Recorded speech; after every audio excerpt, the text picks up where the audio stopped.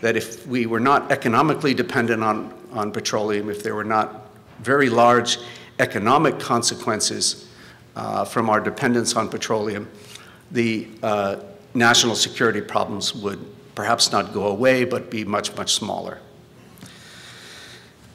So we can measure the costs of this monopoly behavior in the world oil market, monopoly influence in the world oil market. And I want to emphasize that it's important to correctly characterize this particular market failure as a failure of competition rather than an externality. Those are two completely different things. There's a solution to externalities, which is to price the externality at its marginal damage. That is not a solution for a problem of imperfect competition. It might help, just as taking an aspirin might help you if you break your arm, but it's much better to get it set in a cast. And so we need a solution that works for imperfect competition if we're going to solve this problem. Here are my own estimates of the cost. There are three principal components of the cost to the US economy. One is the loss of potential GDP down here. That is simply a matter of the fact that markets respond to prices as signals of scarcity. And when the price of oil goes up, the world becomes one in which it is more difficult to produce the same amount of output with the same amount of capital, labor, and energy and other resources because this fundamental resource has become more expensive. So we get a shrinking of the production possibility frontier. We can produce less, and that costs us in GDP. The second thing is the price shock effect, which is much more difficult to characterize, and I will defer to people like Hill Huntington, who knows an awful lot more about it than I do. And Steve Brown and others. But when there is a sudden change in oil prices, a number of things happen throughout the economy. Personally, I think the most important are the dislocation effects, where, for example, all of a sudden people don't want Ford expeditions, they want Ford escapes. And our production facilities and our labor are out of whack with what the market suddenly wants. This causes an immediate and temporary shrinking of GDP, which will recover over time as these adjustments are made. The third component is transfer of wealth. And the transfer of wealth is very often ignored by people. Economists, because it is not a loss of production, it is not a loss of GDP, it is not a loss of economic value to the world. It is a transfer of wealth. It is a loss for US economy and a gain for oil exporters.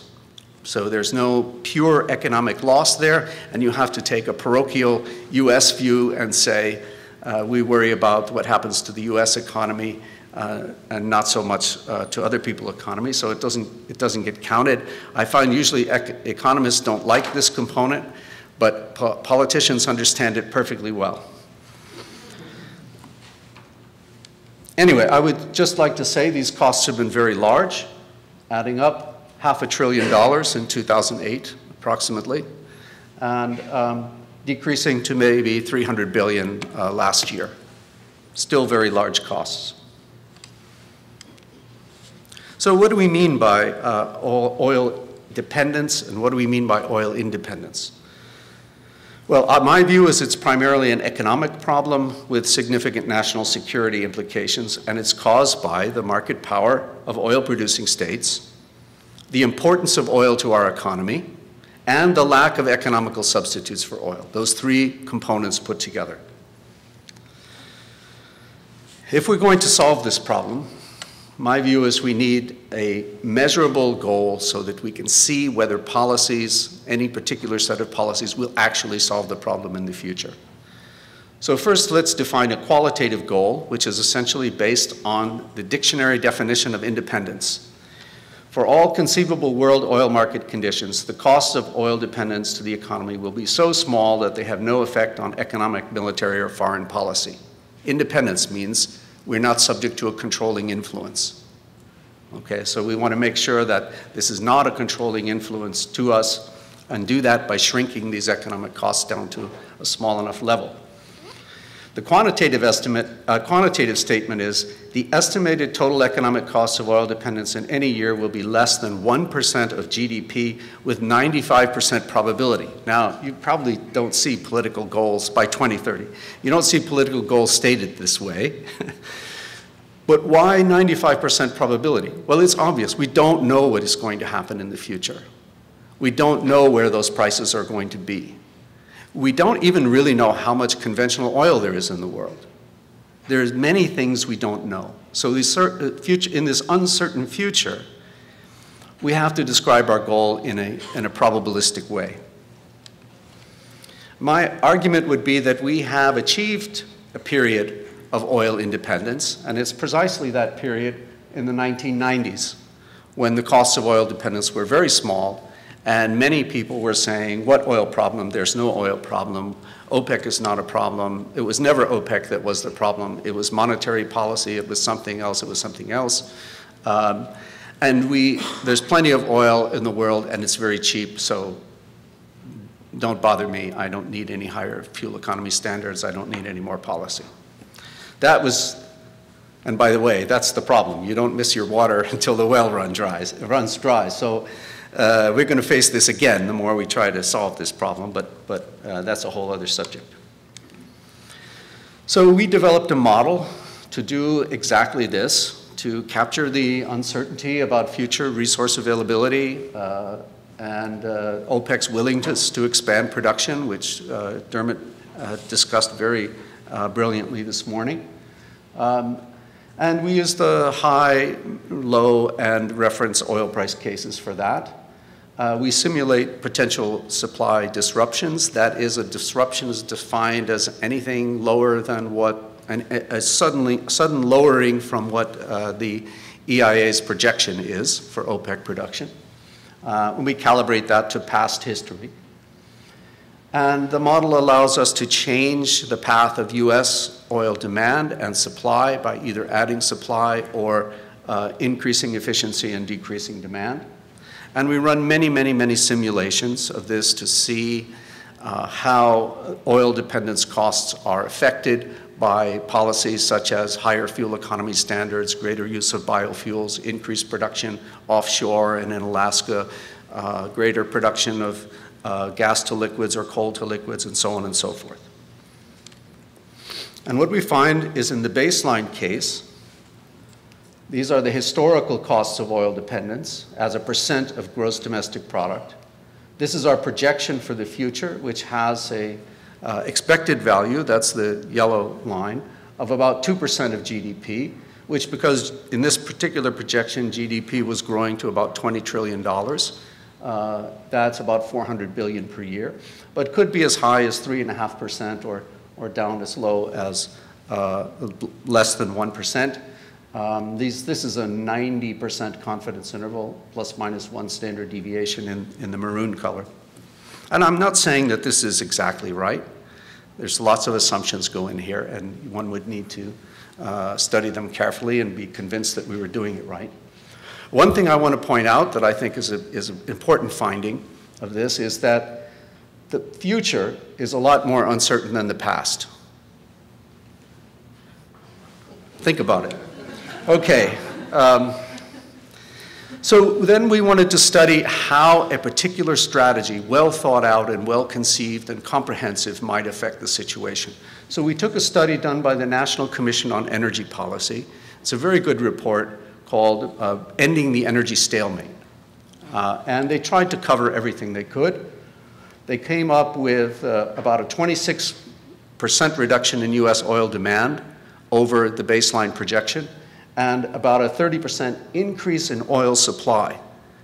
And you remember the debates, should we drill, baby drill, or should we conserve, baby conserve, and all of that. And the answer, of course, is if you want to solve this problem, you have to do both.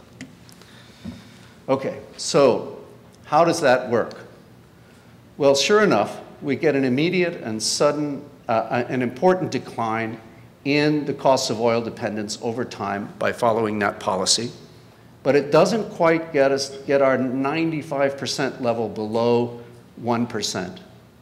But it does a really good job. Okay, it's a very comprehensive strategy. There are some pieces missing and some things they could do more aggressively. And, I want to say, we ran this under two different strategies. One strategy for OPEC response is that they maintain the price.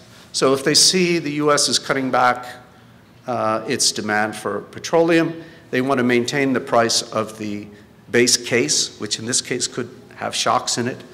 And so they have to cut back production.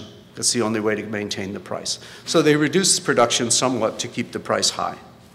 That's one strategy. And this is the path of costs under that price path maintaining strategy.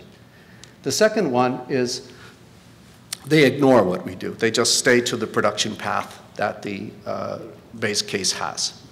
And so in this case, whether there are shocks or no shocks, before the US reduces, they have a certain production path, and then the US reduces its consumption, but they keep that production path all the same. We've also looked at keeping their market share, and the result is not very different. What is important about this is there's almost no difference in the costs of oil dependence. And I think this is extremely important because it says we don't really need to worry in the long run about how OPEC responds to a strategy designed to achieve our energy independence. We need to just do it ourselves. OPEC can try to keep the price high, but if they try to keep the price high, they lose market share, and if they lose market share, they give up future market power. They can continue production. If they continue production at that level, then the price falls, and that's great, you know. So it's really up to us. If you want to get to this goal, which I defined, and I'm not saying it's actually the right goal, but I think it's a useful benchmark, 1%, less than 1% of GDP with 95% probability, you have to achieve a change in the supply-demand balance of about 11 million barrels a day. That means increased supply plus the reduction in demand adds up to 11 million barrels a day by 2030. Okay? That doesn't mean we're consuming no oil. It's about a 1/3 reduction in demand and about a 1/3 increase in supply. It means we're producing more and consuming less, but we're still going to be using quite a bit of oil.